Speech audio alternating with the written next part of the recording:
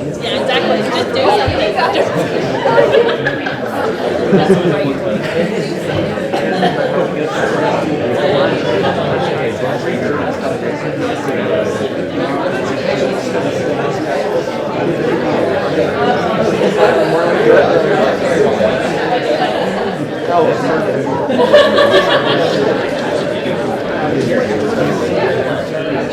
All right, good morning.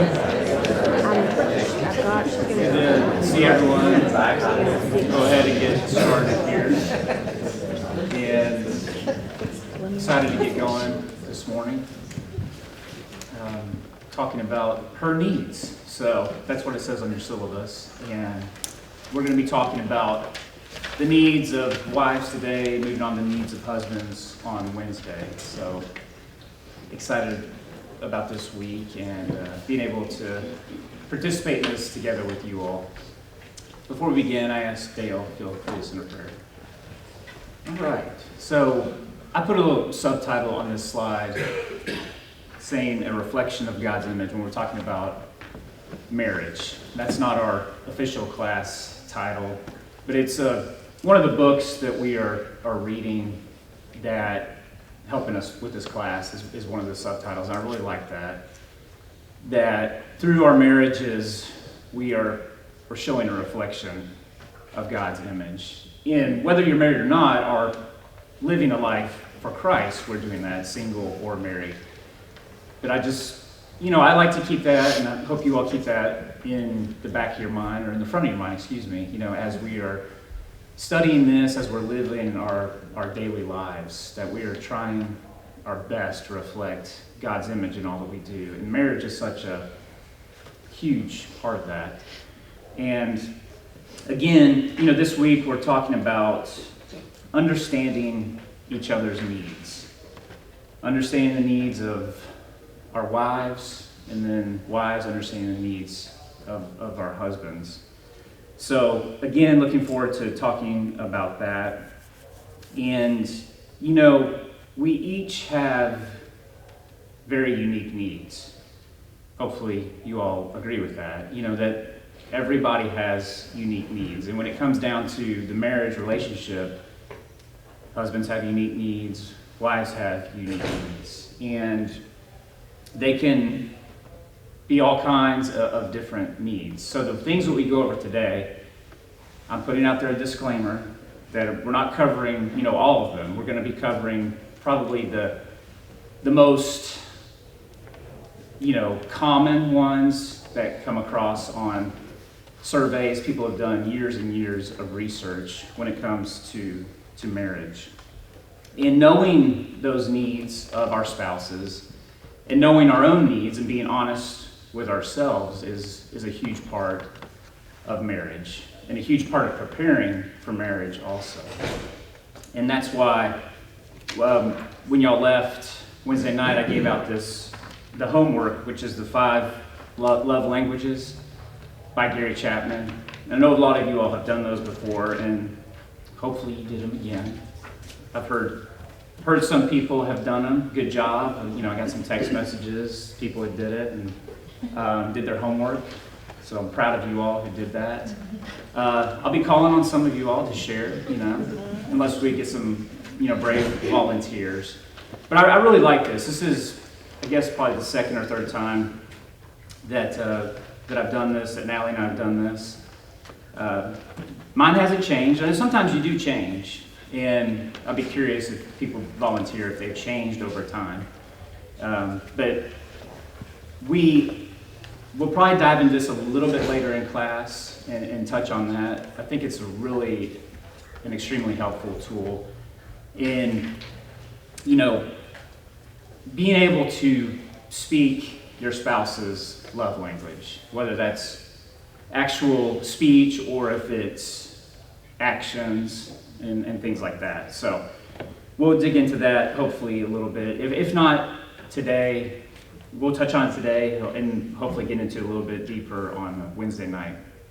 I do want to start off here, and we touched on this verse in our previous classes with Scott and Paul.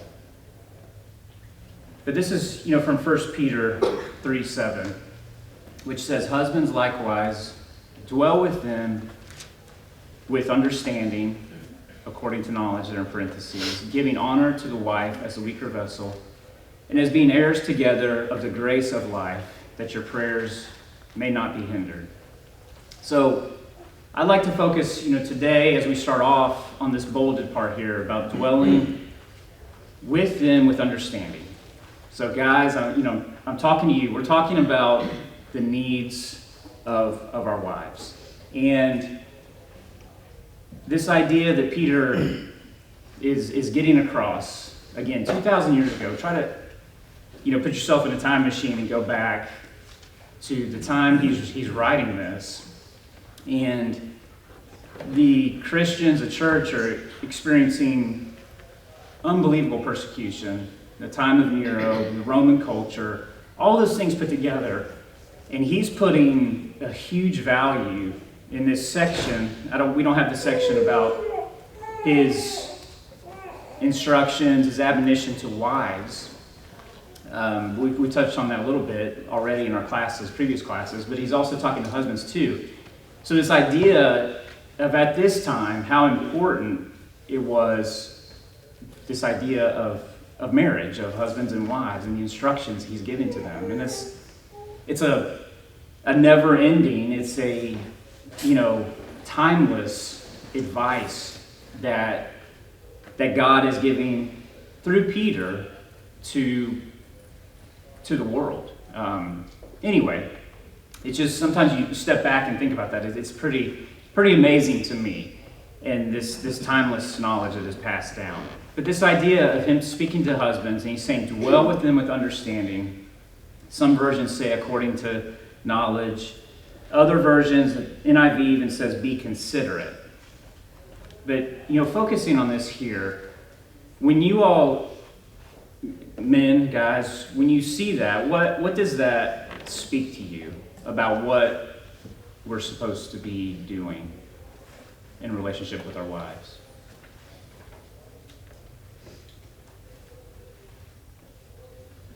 Hey Randy, I think there's a couple things. Obviously you gotta know the needs of your wife to be able to understand. So there's this idea of being in tune, which I think, the love languages helps with that. I think the second part of this verse is actually really important for us to look at. Like, when we think about those that their prayers are hindered, it's usually those that are unrighteous, those that are, not walking as they should. So, the severity of not doing that is pretty intense. And so I think, that puts a little bit of a stamp of importance on this is a very important thing, such as if you don't do this, then you're putting yourself in a place of unrighteousness. So I think it's important to look at those two together. Definitely. I like what you said about being in tune, especially when we're talking about needs. What else? Anything else that you all think of? Anything that comes to mind? I think just the realization of what we talked about, that Eve was fitted for man. Okay. He didn't clone man. She is a different individual. Thus, 1 Peter 3:7, since she's not me, I'm not her, I have to see what she's about. I have to see what her needs are, because I know she's not the same as me. I have to recognize that. I think, how do you understand anything, and how do you get knowledge? Well, you study. Right. So I think to a lifelong realization that you need to be studying and learning and researching and growing in that knowledge, I think, is important. Very good. Anybody else? Thank you all. I think that's so true, is studying, being in tune, these ideas that it's a constant, it's a lifelong commitment and pursuit.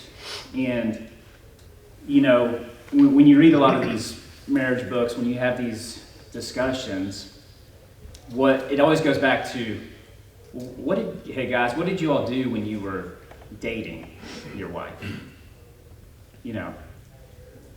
Did you pay extra special attention to certain details? I'm shaking my head.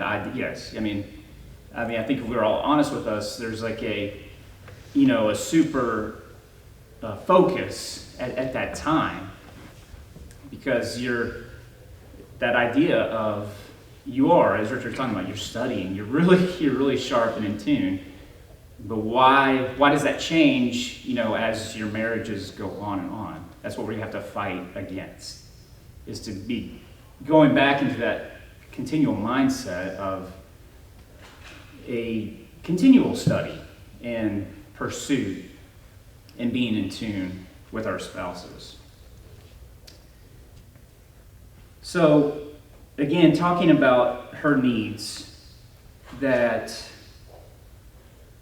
when we look at understanding each other's needs, I thought about having the guys play a little round of Family Feud, but I thought it would get really, really ugly. I know a lot of you all in here, and if I called two and started lining you all up, there's a lot of competitive juices in this room. So, but it would have been a lot of fun. I can guarantee you that.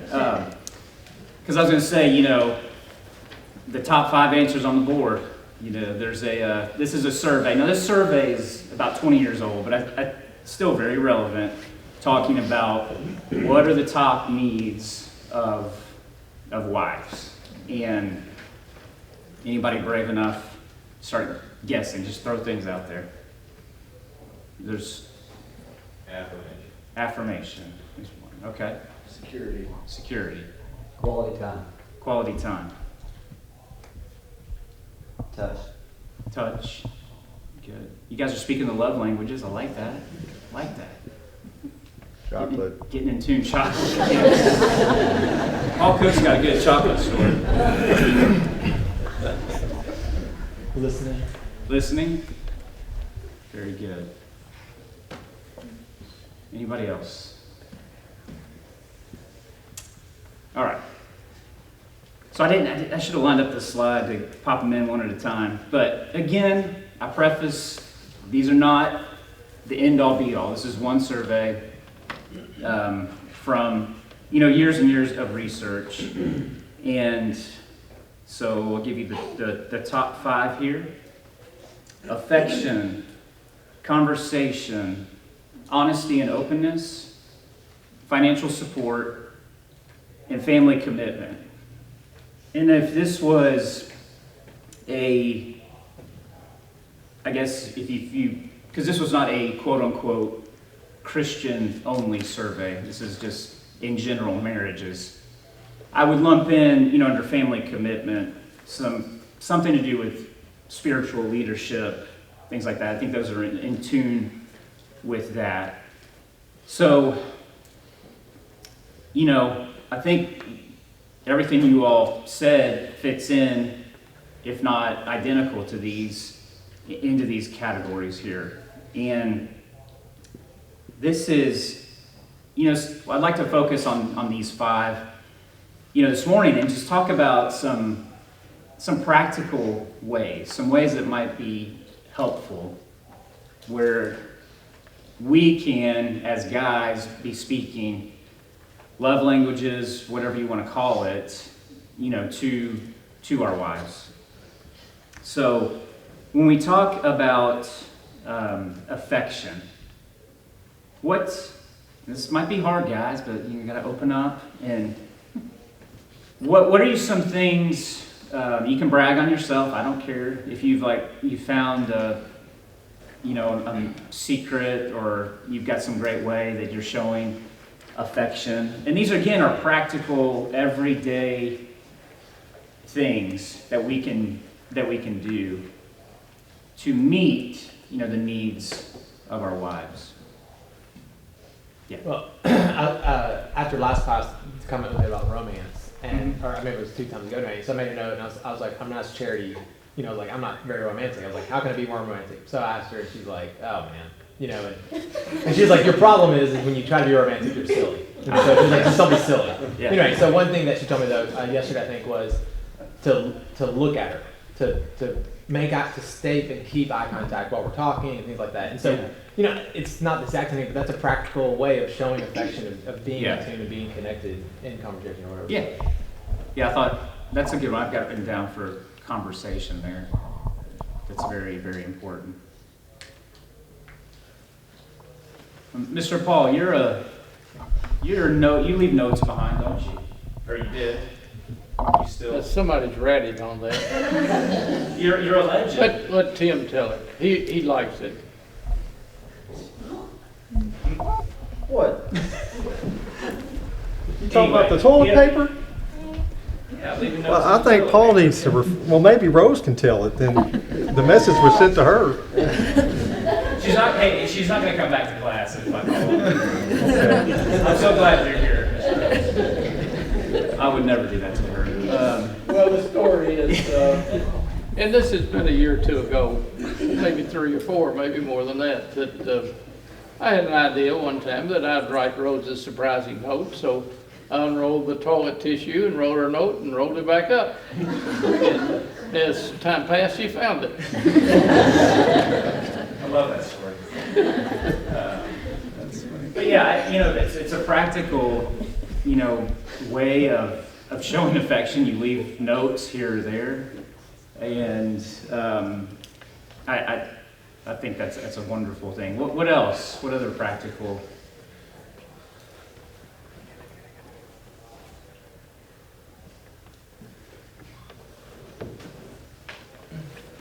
Well, here you go. Yes, thank you. Affection can lead toward happy Okay. time, but there you go. Okay. But affection doesn't always have to lead toward Right. a happy time. Yeah. It can just be a gentle touch as you pass. Affection is nice when you're in a group and you give a simple touch on the back. Mhm.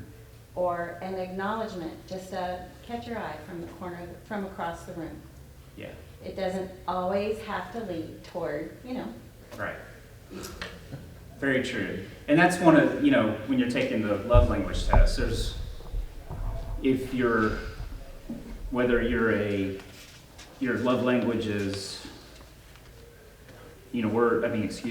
physical touch, it doesn't always have to be what you're talking about, leading to sex, but it's also, some of these questions in here are talking about the holding of a hand in public. That's a spontaneous thing. That's the hugs, the gentle touches, things like that are very, very important. So, appreciate that. Guys, anything else? So what are some practical things around the house you could do to show affection? Scott? I wasn't raised a hugger, but Kara, she, I'll say expects. When I leave, when I come home, when the kids leave, when the kids come home, and that's something I'm more comfortable doing now. First it was kind of, but now I know she needs that. Right. And I do too some days. Gotcha. Or love language, I like that. That's perfect. Well, I ran across this quote. This book is really good, How to Build a Dream Home. It says, for the wife, affection is the cement of her relationship with her man. With it, she becomes tightly bonded to him. Men, pay attention. Did you get that point? Nothing is more important. So again, these authors are talking about how they see affection through their research, how important it is, to the woman. And again, it takes different forms, it's countless forms. It's different, for each woman. All right, but what about conversation? Richard kind of touched on this about his goal of keeping eye contact, with Charity when they're having discussions. What about other practical things that could help us out? Hey Randy, going back to affection. Yeah. I think too, maybe just the feeling of being wanted. Because while conversation and honesty and openness can happen with other relationships, I think the general affection part really applies to the husband-wife relationship. You know, maybe more defined there versus external relationships. Very good. I like that. So going into conversation, what else? Yeah, Dave. So one thing that doesn't look good in conversation is when when I'm trying to do 2 or 3 other things during a conversation. I've failed on that many times. The singular attention on the conversation and as opposed to me doing some other things is something that I've learned is very important. Very good. I have definitely been guilty of that.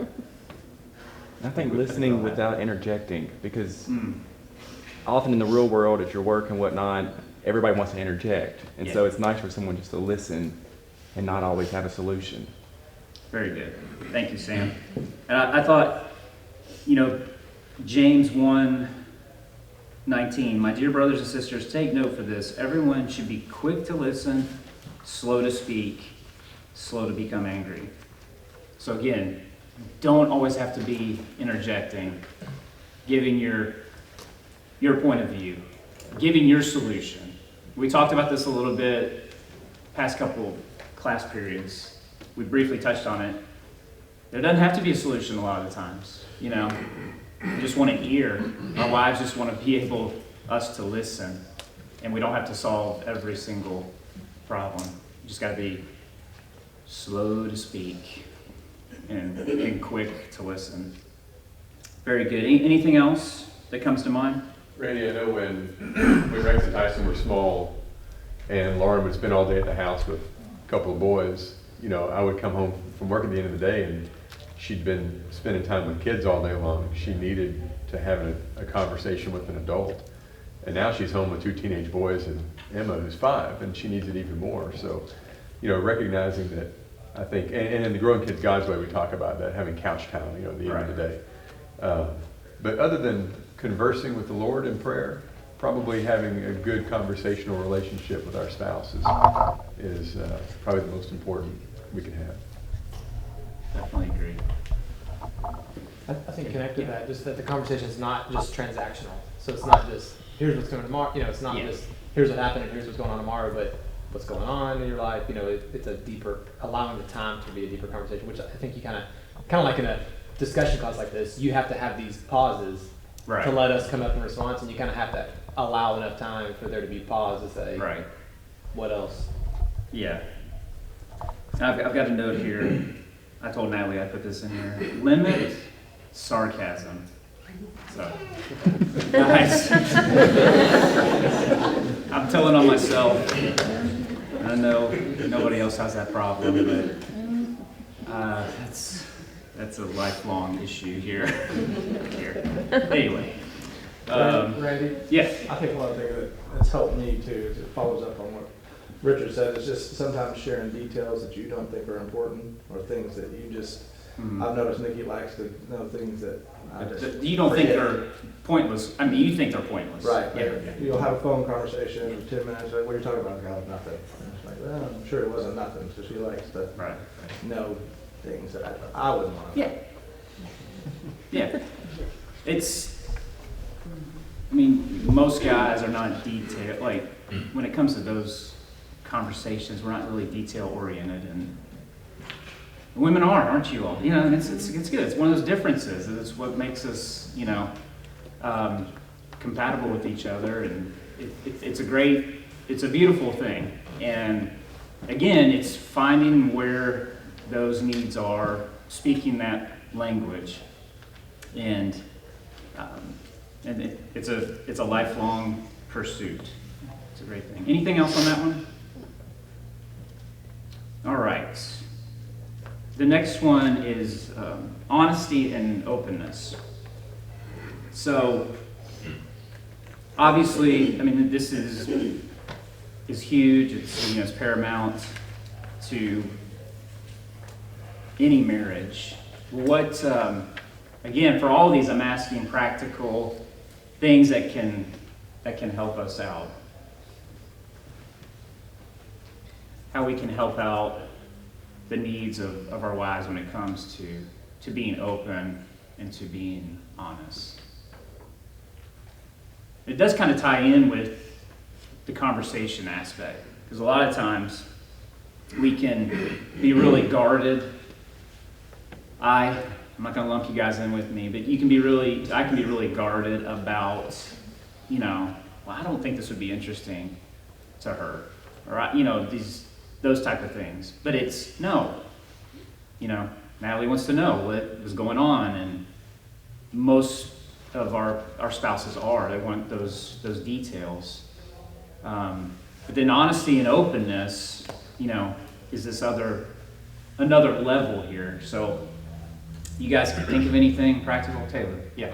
I know, like, when you, or at least for me, it's hard to not be the strong one, to be this emotional support or whatever else. But when you not break down, but when you let down that guard and when you're honest and open with her, it just creates that understanding and relationship even more. Mm-hmm. Something practical, it's not at a deep level, it's just making a joint to-do list so that you can kind of express things I need to do, I want to do, and things you need to do and want to do. Mm-hmm. And it's just a little thing we have on the fridge, a little planner. And it's just a quick way to kind of be open, but it's not, a real deep conversation, but we do it together. That's good. I like that. In a couple of weeks, we're going to talk about peace in marriage. And a huge part of that is the honesty and openness. When various issues come up, you have to be willing to go into them as deep as you need to, and to be extremely honest and open. Otherwise, it just keeps recurring and reoccurring and reoccurring. What about when it comes to technology, these things? I mean, it's huge. If we're going to get honest and get real about our honesty and openness, we read these up-to-date books on marriage, trying to keep honesty and openness in your marriage. It's like, does your wife have your password? Can she get into your phone anytime? Get into your email? And I think that's a huge thing when we're talking about honesty and openness. If we're really trying to keep that bond together, where there's nothing, preventing the separation, of that bond. Any other thoughts or comments on any of those? I thought maybe honesty and openness, as it goes back to conversation, is a time factor. Sometimes I'm not as honest or open as I should be, just because I have all this other stuff to do. Mm-hmm. And if I'm honest and open, it's going to lead to a longer conversation that is going to push everything else back. And I know that's something that I struggle with. Yeah, I appreciate you sharing that. That's a good point. All right, got a couple more here. Starting to run out of time. This was another quote talking about honesty and openness from this book, His Needs, Her Needs. Whatever advantage a man may gain in being secretive, closed, or even dishonest, he wins it at the expense of his wife's security and marital fulfillment. She must come to find him predictable. A blending of her mind with his should exist so that she can read his mind. When a woman reaches that level of trust, she is able to love her husband more fully. So, again, there's a lot in there. I know a lot of times you think, I got to be unpredictable with my wife, spontaneous and those type of things. And there is a good blend and mixture of that. But when you're talking about honesty and openness, she needs to be able, you know, what this author is saying is be able to read your mind. And, you know, as years go by, I mean, you guys that have been married for a while, your wives can read your mind.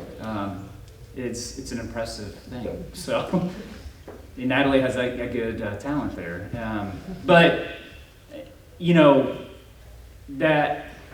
it's a working thing where you are being honest and open. And again, I like how he says this, if whatever advantage that you're thinking, that you're trying to gain, it's going to destroy that relationship. So, I mean, there's an obvious consequence to being that secretive, dishonest, and closed spouse. All right, let's move on to financial support. And again, we're getting low on time here. So we got financial support and family commitment, spiritual leadership. So,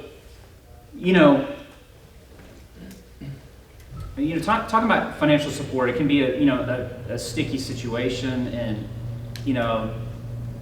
sometimes you're like, we're in love, we're getting married.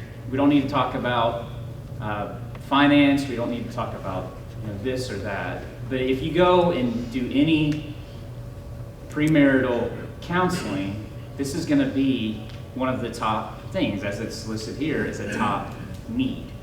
And you might think, well, I think that's wrong, that we should be talking money or something like that. But it's a fact. It's a fact of life. And what are some helpful things, practical things when we're talking about financial support?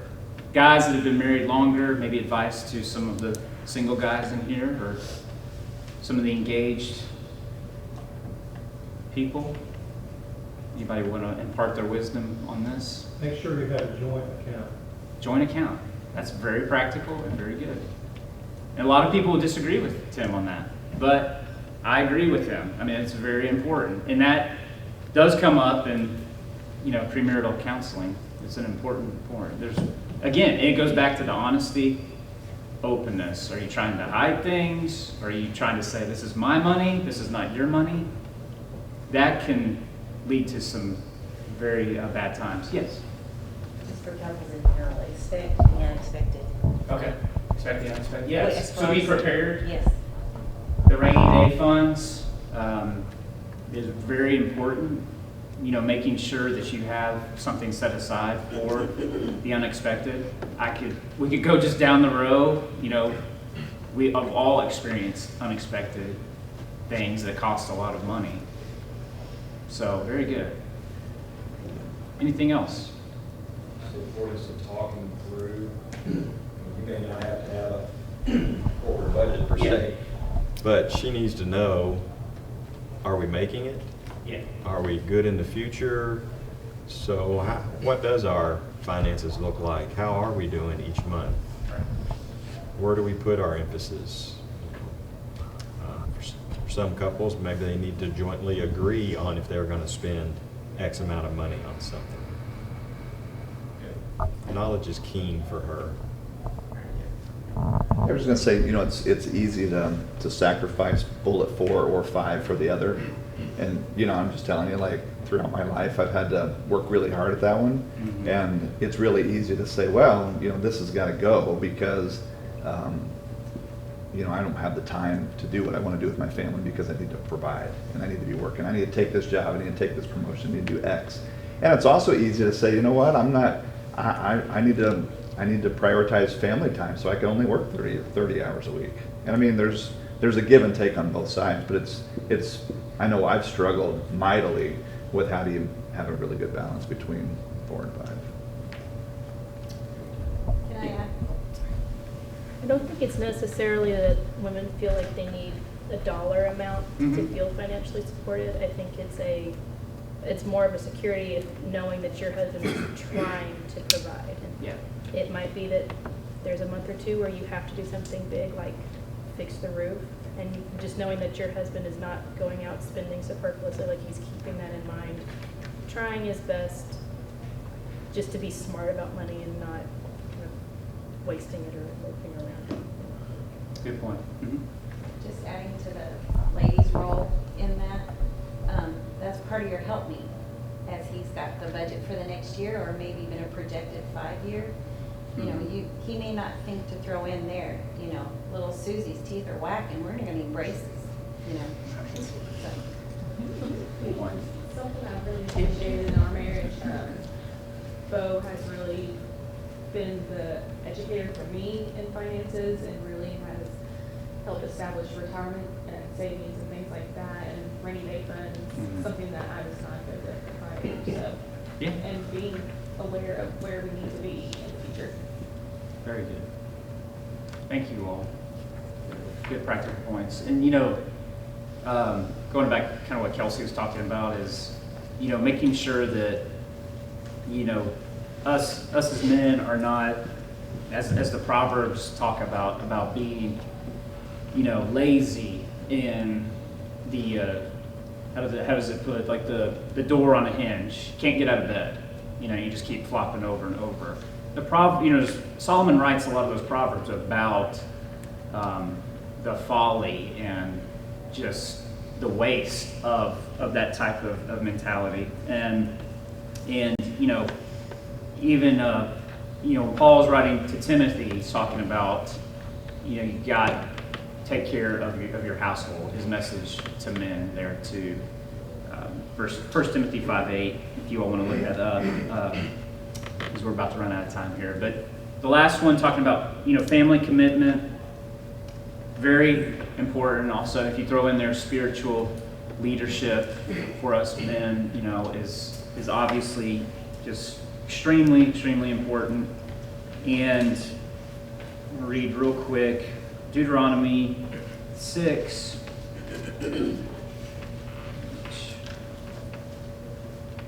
Starting in verse 5, love the Lord your God with all your heart, with all your soul, with all your strength. These commandments that I give to you today are to be on your hearts. Impress them on your children. Talk about them when you sit at home, and when you walk along the road, when you lie down, and when you get up. Tie them as symbols on your hands, and bind them on your foreheads. Write them on the door frames of your houses and on your gates.